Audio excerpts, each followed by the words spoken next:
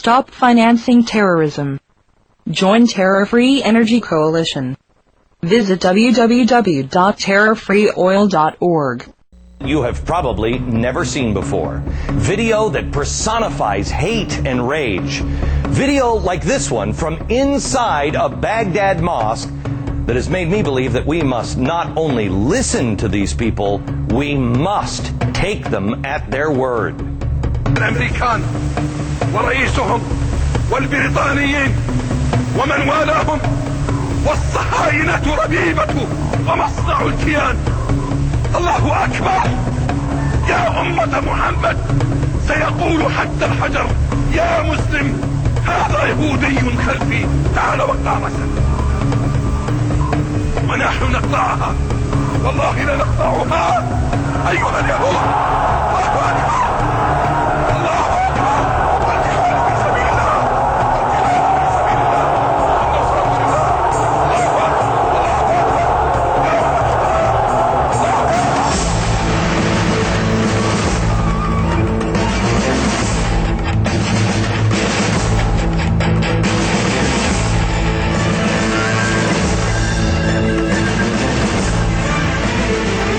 A few months ago, my producers showed me a video of Islamic extremists leading a massive rally against Israel and the U.S. in the Middle East.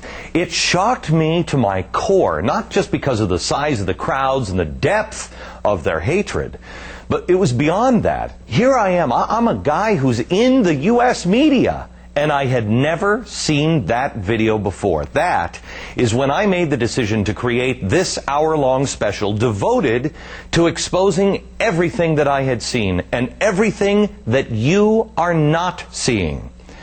In just a minute, we're going to start by airing some unbelievable propaganda used by extremists. But first, I want to make a couple of very important points about what you are going to see in the next hour. Number one, you've heard me say this over and over again. I am not a journalist. More importantly, I don't pretend to be one.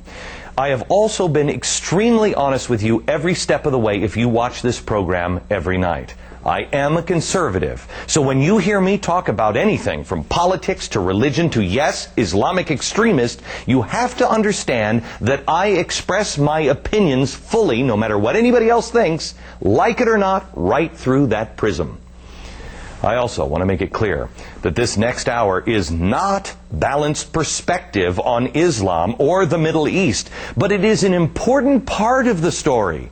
It has to be understood and seen if we're ever truly going to accomplish balanced coverage.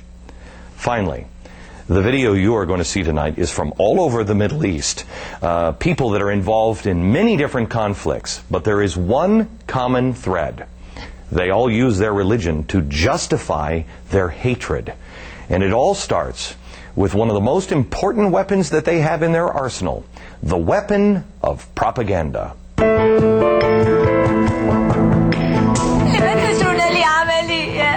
Why am I being operated on? I'm not sick. My eyes are healthy and I see everything. What you're seeing is an actual series that aired on Iranian television called Zara's Blue Eyes.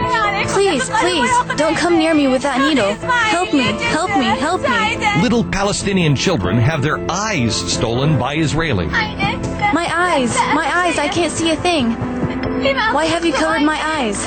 It's just one example of the extraordinarily hateful propaganda used by extremists in the Middle East. We want the blood of a Christian child before Passover, for the matzos. This series on Jordanian television shows a Jewish leader organizing the death of a Christian child.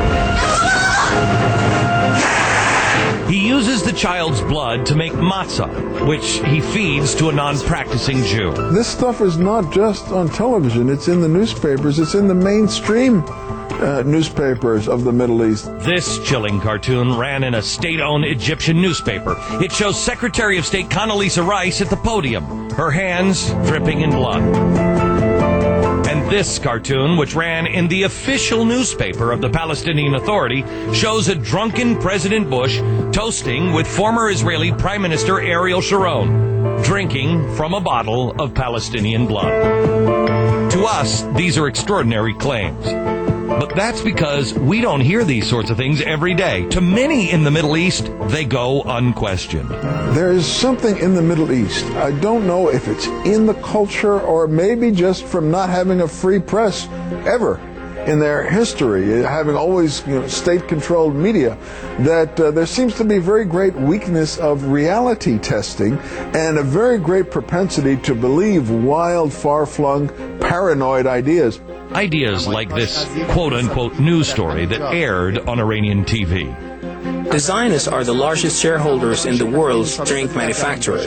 It's supposed to be an investigative report highlighting the evils of Israel and big American business. But listen as the reporter presents his findings as absolute fact. Coca-Cola, besides its clear continuous support of the Israeli government, had announced its willingness to invest billions of dollars to topple the regime of the Islamic Republic of Iran. Coca-Cola wants to topple Iran. Obviously ridiculous, but the average Iranian citizen has no reason not to believe these claims. Take, for example, the Pepsi drink.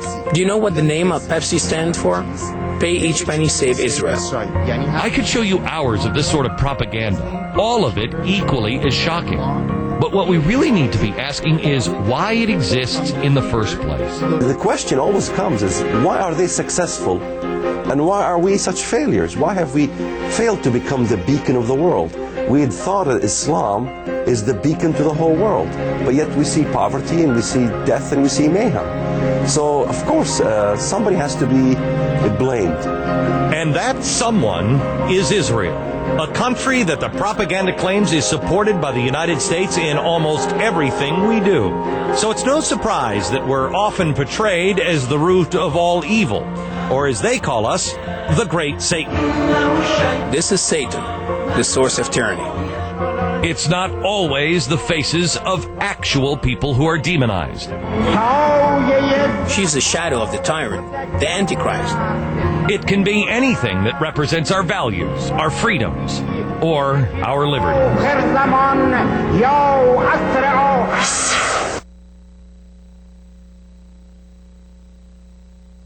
Stop financing terrorism. Join Terror-Free Energy Coalition. Visit www.TerrorFreeOil.org.